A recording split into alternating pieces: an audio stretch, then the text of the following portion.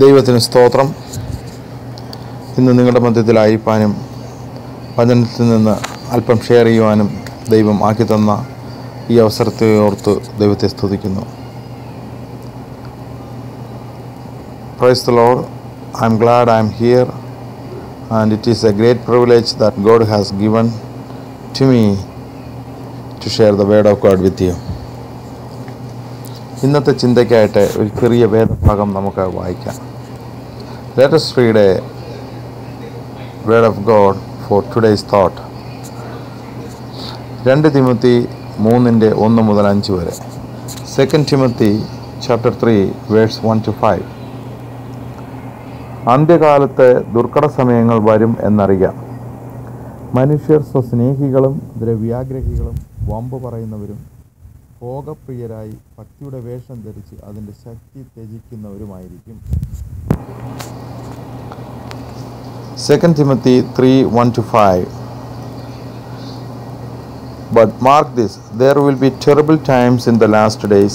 People will be lovers of themselves, lovers of money, boastful, proud, abusive, disobedient to their parents, ungrateful, unholy, without love, unforgiving, slanderous, without self-control, brutal, not lovers of the good, treacherous, rash, conceited, lovers of pleasure rather than lovers of God, having a form of godliness but denying its power, have nothing to do with such people. അന്ത്യകാലത്തുള്ള അടയാളങ്ങളിൽ ഒന്നാണ് അനേകർ ഭോഗപ്രിയരായിരിക്കും എന്നതാണ്. So one of the signs in the end time is people are lovers of pleasure rather than lovers of God.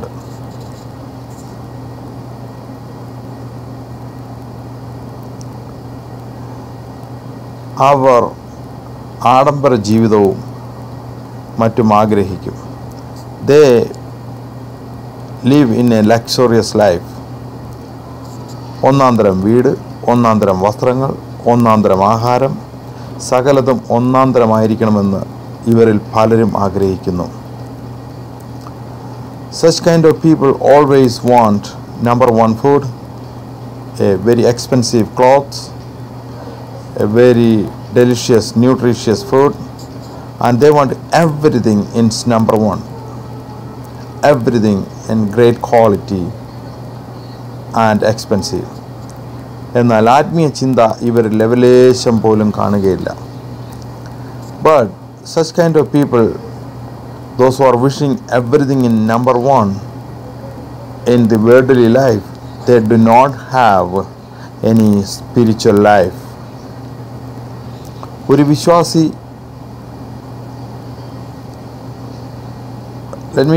ഞാനൊരു ഉദാഹരണം പറയട്ടെ. ഒരു വിശ്വാസി വളരെ സാധുവായിരുന്നു. Let me tell you an example. There was a believer. He was a very poor man.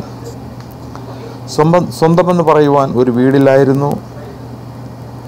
He doesn't have his own house. He doesn't have anything to say that he owned. പഴയ cycle ഓടിച്ചുകൊണ്ട് പോകുമായിരുന്നു. He was only one vehicle. He has an old bike. He was riding everywhere through the city. എന്നാൽ ദൈവം അവനെ അനുഗ്രഹിക്കുകയും ഐശ്വര്യവും സമ്പത്തും അവന് കൊടുക്കുകയും ചെയ്തു. But eventually God began to bless this one, and God gave him a great wealth and every blessings in his life. അങ്ങനെ അനുഗ്രഹമെല്ലാം കിട്ടി അവൻ മുന്നോട്ട് പോയിക്കൊണ്ടിരുന്നപ്പോൾ അവൻ പതിയെ ദൈവത്തെ മറന്നു. But this poor man, he was very poor, but once he received the blessings of God, he began to forget the Lord Almighty.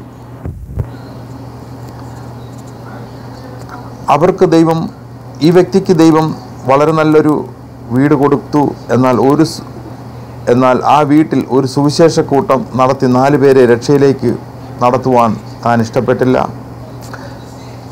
Listen, God gave a great house to this man, but he never intended to bring some people bring him to house and do a prayer meeting, and he never lead them to the salvation of the Lord. ദൈവം അവർക്ക് നൽകിയ കാറിൽ 4 ആളുകളെ ദേവാലയത്തിലേക്ക് കൂട്ടിക്കൊണ്ടു പോയില്ല. God gave him a vehicle, but he never give a ride to some poor people, or he never take some people to the church in that vehicles. അദ്ദേഹത്തിൻ്റെ വേഷഭൂഷണങ്ങൾ എല്ലാം മാറി, ദൈവത്തെ മറന്നുപോയി. He changed all his clothes and he began living in an expensive lifestyle and he completely forgot Lord. പ്രിയപ്പെട്ടവരെ, ദൈവത്തിൻ്റെ വചനം പറയുന്നു, സുഖഭോഗമായി ജീവിക്കുന്നവൻ ചത്തവന ജീവനോടെ ചത്തവൻ. Dear beloved, the word of God is saying, if you are living in a luxury life and you forgetting the Lord and living in a luxury life, and you are a dead man or dead fellow.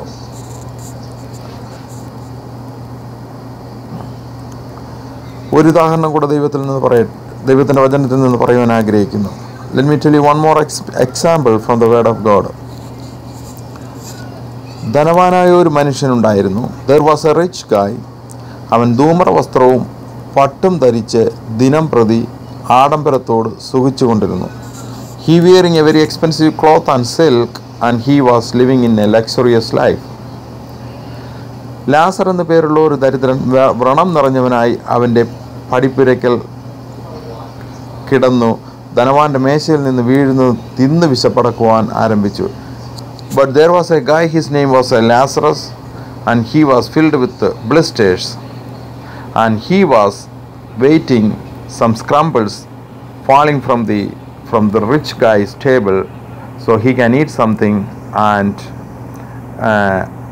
quench his hunger.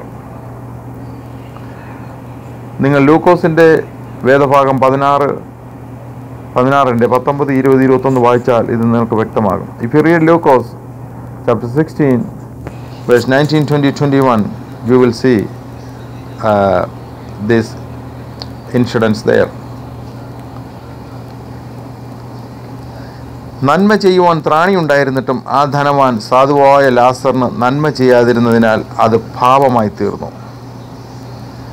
If you are able to do some good things to your poor fellow or poor Christians, if you are not doing, it's a sin. ധനവാൻ നരകത്തിൽ ചെന്നതിന് ശേഷം ഒരു തുള്ളി വെള്ളം പോലും ലഭിക്കുവാൻ അവന് ലഭിച്ചില്ല. When you read this story, they both died, and the poor man went into the bosom of Abraham, and the rich man went into the bottom of the hell, and he was roasting there with the fury flames. He was wishing to drink some water, but he did not get even single drop of the water. ദൈവം നിങ്ങൾക്ക് തരുന്നതെല്ലാം നിങ്ങൾ സുഖഭോഗമായി ജീവിക്കുന്നതിനല്ല, ദൈവരാജ്യം പണിതുയർത്തുന്നതിന് വേണ്ടിയാകുന്നു. Dear beloved, whatever God gives in your life, that's not for your luxurious life. Spend it and build it, the kingdom of God. ചിലരെ ദൈവം അനുഗ്രഹിക്കുമ്പോൾ അവരുടെ നില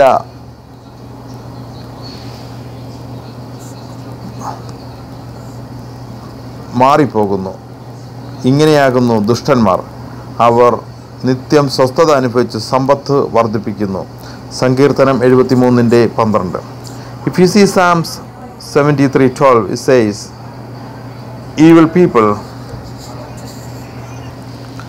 Psalm 73:12 says, this is what the wicked are like, always free of care.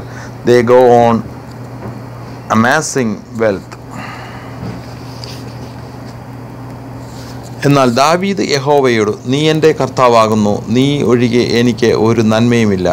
ഭൂമിയിലെ സകല വിശുദ്ധന്മാരോ അവർ എനിക്ക് പ്രസാദമുള്ള ശ്രേഷ്ഠന്മാർ തന്നെ. But David, King David, he got everything. He became a king. He had money. He has a luxury of life. He never forget the Lord, and he always respect the children of God, and he always respect the servant of the Lord. നമുക്ക് ഒരു കാര്യം കൂടി ശ്രദ്ധിക്കാം. Let us look one more thing. പഴയ നിയമത്തിൽ ശൗലെന്ന് പറയുന്ന ആ വ്യക്തി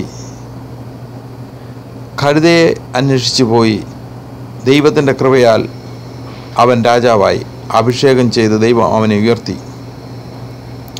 If you look at in Old Testament, there is a guy named Saul, and he was searching a donkey, and by the grace of God, in that journey he became a king. He anointed for a king of the first king of Israel, and after he became a king, he got a palace, he got all kind of luxurious life. എന്നാൽ ശത്രുവായവൻ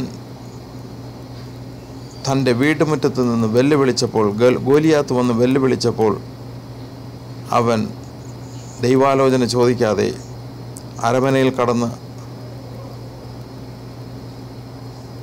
പ്രാർത്ഥന ചെയ്ത് ദൈവാലോചന കേട്ട് ശത്രുക്കളെ തോൽപ്പിക്കാതെ അരമനയിലുള്ള സുഖഭോഗങ്ങൾ മുഴുകിയിരുന്നു കൊണ്ട് ആരെങ്കിലും പോയി യുദ്ധം ചെയ്ത് ജയിച്ചു വന്നാൽ സമ്മാനങ്ങൾ കൊടുക്കാം, ജയിക്കുന്നവന് എൻ്റെ മകളെ വിവാഹം ചെയ്തു കൊടുക്കാം എന്നാണ് പറഞ്ഞത്.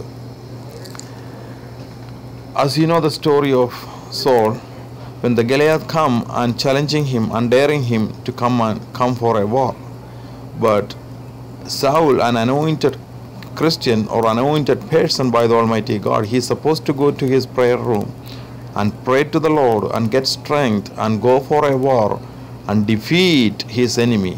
But instead of doing this thing, he was eating, drinking and dancing, and he just offer as somebody go and kill him, and if someone kill, I can give so many wealth and I can give my daughter too. So ദൈവമക്കൾ ഇങ്ങനെ അലസരായിരുന്നു കഴിഞ്ഞാൽ ശത്രുവായൻ നമ്മുടെ മേളിൽ വിജയമെടുക്കുമെന്നാണ് ഇതിനർത്ഥം. If the children of God became lazy and sleepy, or they are living in a luxurious life, the enemy can win over us.